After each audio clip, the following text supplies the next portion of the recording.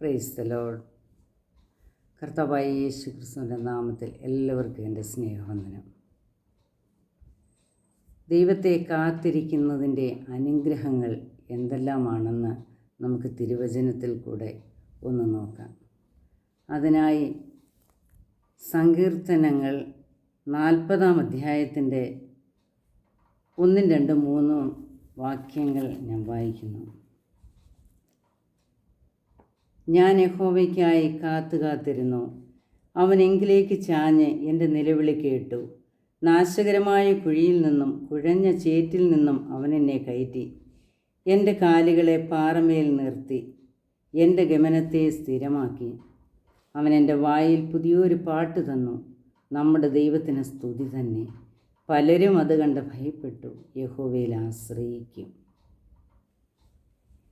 ഇത് ദാവീദിൻ്റെ ഒരു സങ്കീർത്തനമാണ്. ദാവീദ് യഹോവയ്ക്കായി കാത്തിരുന്ന ഒരു സങ്കീർത്തന ഭാഗമാണ് ഈ 40-ാം സങ്കീർത്തനം. ദാവീദ് നമുക്ക് കാണാം 1 ശമൂവേലിൻ്റെ പുസ്തകം 16-ാം അധ്യായത്തിൽ നമുക്ക് കാണാൻ കഴിയുന്നുണ്ട്. യഹോവ ശമൂവേലിനോട് പറഞ്ഞ് ദാവീദിനെ രാജാവായി അഭിഷേകം ചെയ്യുന്നതിനെപ്പറ്റി നമുക്ക് ആ 16-ാം അധ്യായത്തിൽ നമുക്ക് കാണാൻ കഴിയുന്നുണ്ട്. ശൗലിന് പകരം ഇസ്രായേലിൻ്റെ രാജാവാകേണ്ടവനെ തിരഞ്ഞെടുക്കുന്നതിന് ഇശായിയുടെ അടുക്കൽ ശമൂവേൽ പ്രവാചകൻ ചെല്ലുന്നതായിട്ടാണ് ആ അധ്യായത്തിൽ നമുക്ക് കാണാൻ കഴിയുന്നത്. അങ്ങനെ ഇശായിയുടെ അടുക്കൽ ശമൂവേൽ പ്രവാചകൻ ചെന്നു. അങ്ങനെ ഇശായി 7 പുത്രന്മാരെയും ശമൂവേലിൻ്റെ മുൻപിൽ വരുത്തി. അങ്ങനെ അവരെ ആരെയും ശമൂവേൽ പ്രവാചകൻ അഭിഷേകം ചെയ്തില്ല. എന്നിട്ട് ശമൂവേൽ ഇശായിയോട് ചോദിച്ചു, നിൻ്റെ പുത്രന്മാരെല്ലാവരും ആയോ എന്ന് ചോദിച്ചതിന് ഇശായി പറഞ്ഞു, ഇനി ഉള്ളതിൽ ഇളയവനുണ്ട്, അവൻ ആടുകളെ മേയ്ക്കുകയാണ് എന്ന് പറഞ്ഞു. ശമൂവേൽ ഇശായിയോട് പറഞ്ഞു, ആളയച്ച് അവനെ വരുത്തുക, അവൻ വന്നിട്ടല്ലാതെ നാം പന്തിക്കിരിക്കുകയില്ല എന്ന്. അവനെ ആളയച്ച് വരുത്തി. ശമൂവേൽ അവനെ കണ്ടപ്പോൾ അവൻ പവിഴ നിറമുള്ളവനും സുനേത്രനും കോമളരൂപിയായിരുന്നു.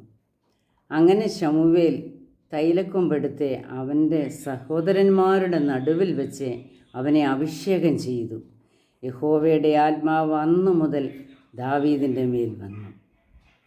അങ്ങനെ ദാവീദ് യഹോവയ്ക്കായി കാത്തിരുന്നു. ദാവീദ് അവിടെ പറയുകയാണ്, എനിക്ക് വേണ്ടി കാത്തിരുന്ന ഒരു ദൈവമുണ്ട്. ആ ദൈവത്തിന് വേണ്ടി ഞാൻ കാത്തിരിക്കും. കാരണം ഞാൻ ആടുകളെ മേയ്ക്കാൻ കാട്ടിലായിരുന്നു. എന്നെ കാത്തിരുന്ന ഒരു ദൈവമുണ്ട്.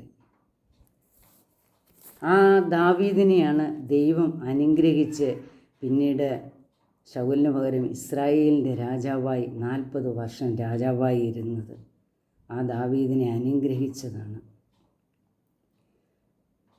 അതാ ഞാൻ യഹോവയ്ക്കായി കാത്തിരുന്നു. ദാവീദ് യഹോവയ്ക്കായി കാത്തിരുന്നു. അവൻ എങ്കിലേക്ക് ചാഞ്ഞ്, അതിനകത്ത് ആ 3 വാക്യത്തിനകത്ത് നമുക്ക് 6 കാര്യങ്ങളാണ് അതിനകത്ത് കാണാൻ കഴിയുന്നത്. അവനെങ്കിലേക്ക് ചാഞ്ഞ് എൻ്റെ നിലവിളി കേട്ടു. എൻ്റെ നിലവിളി കേട്ടു. നമ്മുടെ നിലവിളി കേൾക്കുന്ന ഒരു ദൈവമാണ്. നാം പലപ്പോഴും നമ്മുടെ ജീവിതത്തിൽ ഇതേപോലുള്ള അവസ്ഥകൾ വന്നിട്ടില്ലേ? നാം പലപ്പോഴും നിലവിളിക്കുന്ന അനുഭവം മനുഷ്യൻ്റെ മുൻപിലല്ല നിലവിളിക്കുന്നത്, ദൈവത്തിൻ്റെ സന്നിധിയിൽ നാം നിലവിളിച്ച സന്ദർഭങ്ങളില്ലേ? ആരും സഹായിക്കാനില്ലാതെ ആര് സഹായിക്കും? എങ്ങനെ മുൻപോട്ട് പോകും? എങ്ങനെ കാര്യങ്ങൾ നടക്കും എന്ന് നാം നിലവിളിച്ച സമയങ്ങളില്ലേ? അപ്പോൾ നമ്മുടെ അടുക്കൽ ഇറങ്ങി വന്നൊരു ദൈവമില്ലേ? നമ്മുടെ നിലവിളി ദൈവം കേട്ടില്ലേ? എൻ്റെ നിലവിളി ദൈവം കേട്ടു. കുഴഞ്ഞ ചേറ്റിൽ നിന്നും,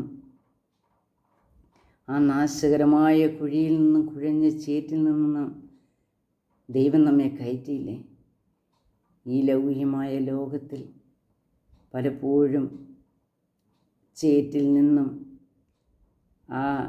ഈ ലൗകികമായ ചിന്തകളിൽ നിന്നും പലപ്പോഴും നാം താണു പോകുന്ന അവസ്ഥയിൽ ദൈവം നമ്മെ കരകയറ്റിയില്ലേ? കുഴിഞ്ഞ കര കയറാൻ വയ്യാതെ ചേറ്റുകളിൽ നിന്നും ദൈവം നമ്മെ കരകയറ്റിയില്ലേ? ദൈവം എൻ്റെ കാലുകളെ ഒരു പാറമേൽ നിർത്തി.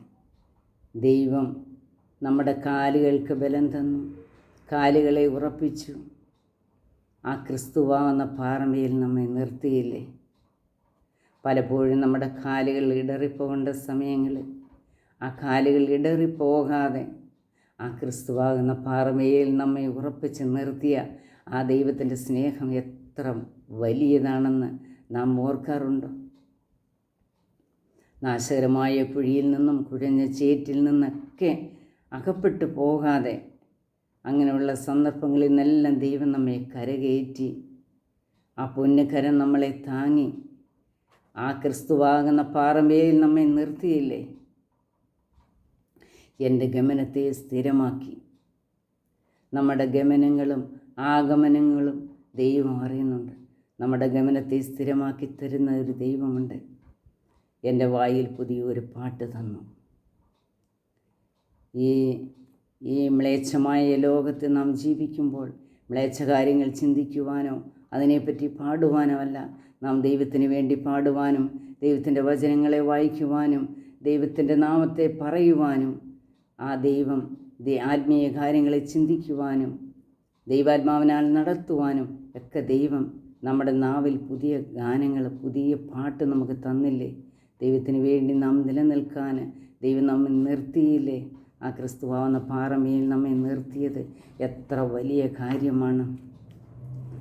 യഹോവയിൽ ആശ്രയിക്കുന്ന സങ്കീർത്തനങ്ങൾ പറയുന്നത്, സങ്കീർത്തനങ്ങൾ 84-ാം അധ്യായത്തിൻ്റെ 12-ാം വാക്യത്തിൽ പറയുന്നു, സൈന്യങ്ങളുടെ യഹോവയെ നിന്നിൽ ആശ്രയിക്കുന്ന മനുഷ്യൻ ഭാഗ്യവാൻ.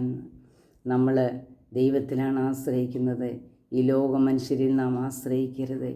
ഈ ലോക മനുഷ്യനിൽ നാം ആശ്രയിച്ചാൽ അത് ശാശ്വതമല്ല. ശാശ്വതമാകുന്ന ആ ക്രിസ്തുവാകുന്ന ദൈവത്തിൽ യഹോവയിൽ നാം ആശ്രയിക്കുമ്പോൾ നമ്മെ കൈവിടാത്ത ദൈവമാണ്. സങ്കീർത്തനങ്ങൾ 146-3 പറയുന്നു, നിങ്ങൾ പ്രഭുക്കന്മാരിൽ ആശ്രയിക്കരുത്, സഹായിപ്പാൻ കഴിയാത്ത മനുഷ്യപുത്രനിലും വരുതെന്ന്. ഈ സഹായിക്കാൻ കഴിയാത്ത മനുഷ്യപുത്രനിലും പ്രഭുക്കന്മാരിലും ഒന്നും നമ്മൾ ആശ്രയിക്കരുത്. പലപ്പോഴും നമ്മൾ മനുഷ്യനിൽ ആശ്രയിക്കും. നമ്മൾ ചിന്തിച്ചിട്ടുണ്ട്, നമ്മളെ ഇന്നാര് സഹായിക്കും, ഇന്നാര് നമ്മുടെ ആവശ്യങ്ങളെ സഹായിക്കും, ഇന്നാര് നമ്മളോട് കൂടെ നിൽക്കും എന്ന് പലരും മനുഷ്യർ പറഞ്ഞിട്ടുണ്ട്. പക്ഷേ ആരും നമുക്ക് വേണ്ടി നിന്നിട്ടില്ല. പക്ഷേ ആ മനുഷ്യൻ്റെ വാക്കുകളൊക്കെ മാറിപ്പോകുമ്പോഴും ആ ദൈവത്തിൽ ആശ്രയിച്ച് ആ ദൈവം നമ്മളെ ആശ്രയിച്ചില്ലേ? നാം ദൈവത്തിൽ ആശ്രയിച്ചപ്പോൾ നമ്മെ കൈവിടാതെ നമ്മെ നടത്തിയ ഒരു ദൈവമില്ലേ? നമ്മൾ തളർന്നു പോകേണ്ട സമയങ്ങളിൽ തളർന്നു പോകാതെ നമ്മളെ നിർത്തി ആരുടെയും മുൻപിൽ ലജ്ജിച്ചു പോകാൻ ഇടയാകാതെ വണ്ണം നമ്മുടെ ആവശ്യങ്ങളുടെ സ്ഥാനത്ത് ദൈവം നമുക്ക് വേണ്ടി വഴി തുറന്ന് തന്നില്ലേ? ആ ദൈവത്തിൻ്റെ സ്നേഹം എത്ര വലുതാണ്. അതാണ് തിരുവചനം പറയുന്നത്, നിങ്ങൾ പ്രഭുക്കന്മാരിൽ ആശ്രയിക്കരുതേ, സഹായിപ്പാൻ കഴിയാത്ത മനുഷ്യപുത്രനിലും വരുതേ എന്ന്. നാം ഈ ലോകത്തിൽ ഒരു മനുഷ്യനിലും ആശ്രയിക്കരുത്, ദൈവത്തിലായിരിക്കണം നമ്മുടെ ആശ്രയം. ഈ ലോക മനുഷ്യരുണ്ട്, അവർക്ക് ഈ ലോകത്തിലെ ധനങ്ങളും എല്ലാ സുഖസൗകര്യങ്ങളും എല്ലാ സമ്പത്തുകളും എല്ലാം ഉണ്ടായിരിക്കട്ടെ. അവർ പറയും ഇതെല്ലാം ഞങ്ങളുടെ മിടുക്കുകൊണ്ട് കിട്ടി, എല്ലാം ഞങ്ങൾക്ക് ഉണ്ട് എന്ന്. പക്ഷേ അവർ ദൈവത്തിലല്ല ആശ്രയിക്കുന്നത്. ഒരു ദൈവവൈദ്യൽ പറയും എല്ലാം ദൈവത്തിൻ്റെ ദാനമാണ്, എല്ലാം ദൈവമാണ് തന്നത്, ഞാൻ ദൈവത്തിലാണ് ആശ്രയിക്കുന്നത്, ദൈവത്തിൽ ആശ്രയിക്കുന്നതുകൊണ്ട് ദൈവം എനിക്കെല്ലാം തന്നു. ദൈവത്തിൽ ആശ്രയിക്കുന്ന ഒരു പൈതലിന് ആ പൈതലിന് വേണ്ടത് എന്താണെന്ന് ദൈവത്തിനറിയാം.